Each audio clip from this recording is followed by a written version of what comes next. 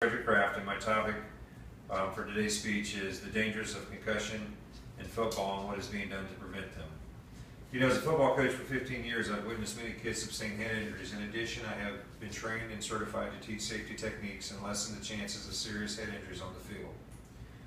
USA Football has implemented many new changes in the way tackling is performed in order to prevent head injuries in football.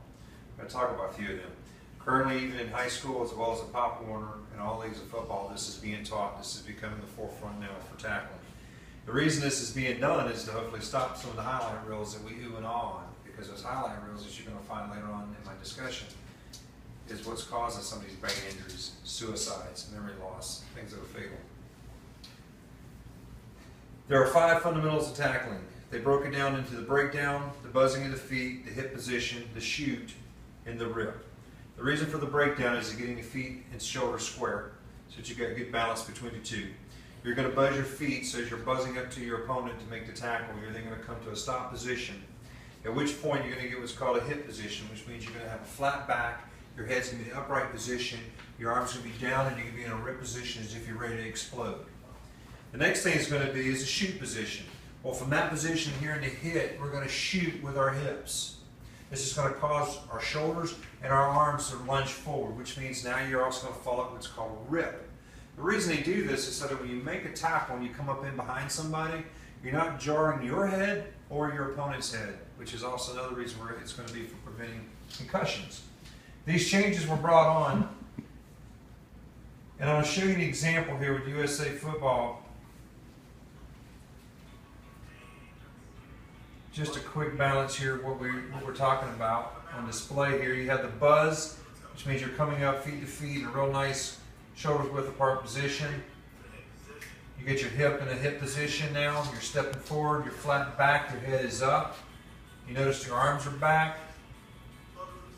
And then they're going to explode with the hip, which is causing the shoot. And then when you throw those hands, that's going to be your rip position.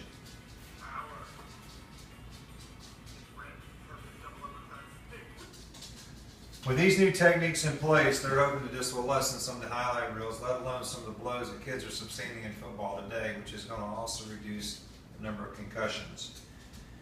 You know, when we talk about concussions,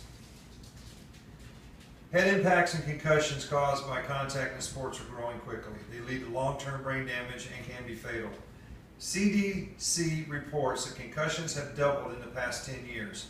The American Academy of Pediatrics reported concussions in kids 8 to 13 have doubled. Concussions in teenagers have risen, get this, in the last 10 years, and they've doubled, have now gone up from 100% to 200%. That's a high volume, and when you look at high school football alone, that only accounts for 47% of all high school concussions. What about concussions in the Little League and Rec Ball League that's going on today? Signs and symptoms of concussions. There are many signs and there are many symptoms. As coaches, we are taught some of the signs are dazed, stunned, confused, forgetting of plays, loss of consciousness, behavioral change, can't recall anything that happened prior to the hit. That would be sure signs of possible concussions.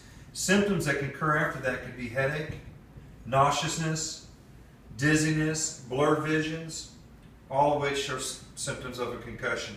When we see those things concur, the signs and symptoms are in place, we have an action plan that we go by. First thing is we remove the athlete from play. That's foremost. The second thing is we ensure the athlete is elevated and is with a medically trained person so they get immediate attention.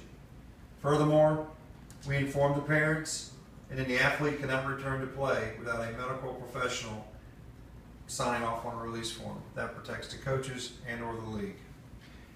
When I mentioned about players hitting in highlight reels, here's a conclusion for you. Concussions are a very serious issue in the game of football.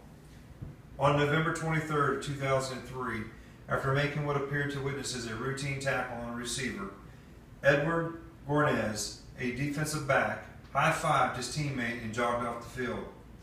On the sideline shortly thereafter, he complained of dizziness before collapsing. What's ironic is 2 days later he died. Does that give you an idea of how sincere concussions can be now and why these changes have come about? Thank you for your time.